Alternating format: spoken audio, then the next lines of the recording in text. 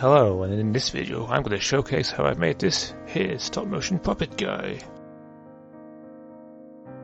And also how I made his accessories.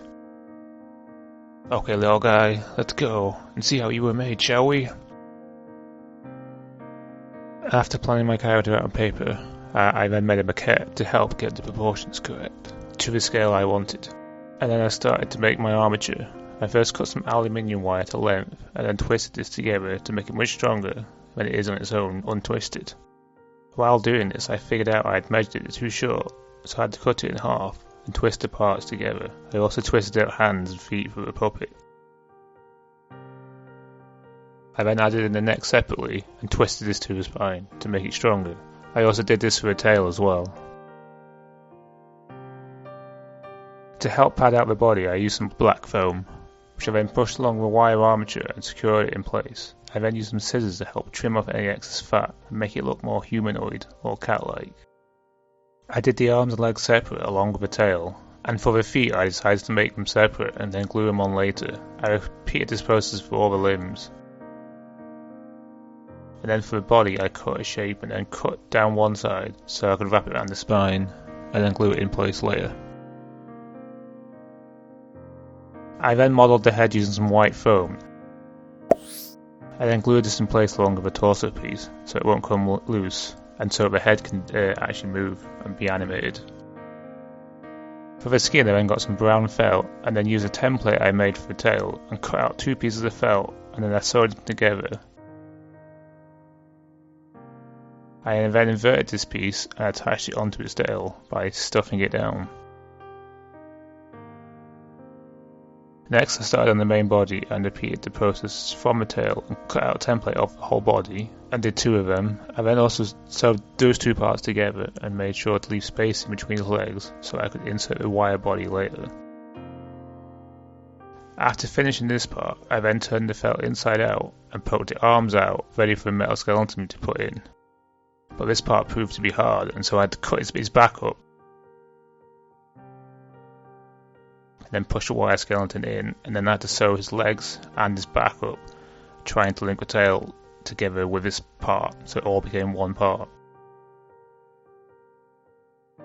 And then I went off to use Tinkercad, which is a free online 3D modelling software. This was used to help create 3D models for this puppet. I made them using very simple shapes to eventually get the desired shapes I wanted. First up, I started with modelling the micro Uzi. This was made out of basic shapes to help get the idea of a gun without spending too much time modelling it, but it's still getting the idea across that it's a gun.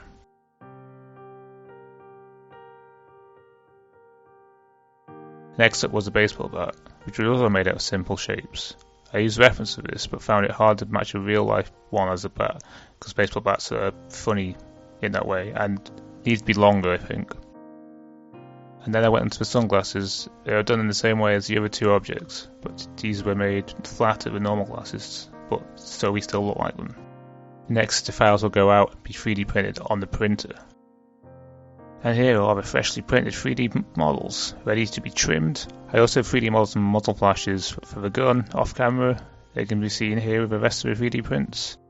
And then these parts will be sanded using wet sandpaper, so it doesn't get too hot and remelt itself while making them smoother. After being primed, I then painted these the colours I wanted, except for the bat. That I repainted because the colour was very similar to the cat skin, so I decided to repaint that a lighter brown instead.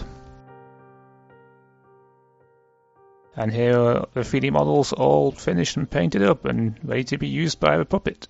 I realised the 3D printed bat would be too heavy for a puppet to wield, so I decided to make one out of polystyrene instead, since it's a more lightweight material. I sculpted the basic form by using the hot wire machine, and then used a scalpel to make the shape more visible. I then sanded this down to help make it look more rounded, and then it's ready to be painted the same colour as before. For a bandana, I got some green fabric with a pattern on it, and proceeded to cut a shape out for it to go around his head. I then cut this out and then sewed it in place at the back of his head. After this I then glued on the ears and then his glasses. Next I'm going to sew in the gun and the baseball bat to his hands so he can't drop them. I then cut his feet open and inserted washers into his feet and then hot glue these in place before sewing up his feet again. This will help keep the puppet in place when animating him moving, as the magnet underneath will connect to the washer in his feet, keeping it in place. I hope you enjoyed / learned something from this video, and maybe encourage you to make something similar to my cat puppet here. Are you going to say goodbye there, Mr. Gangster Cat? And now for some animation tests to watch this puppet in action. Take it away, Gangster Cat. Hey, slowly feel around you, the amazing things you see.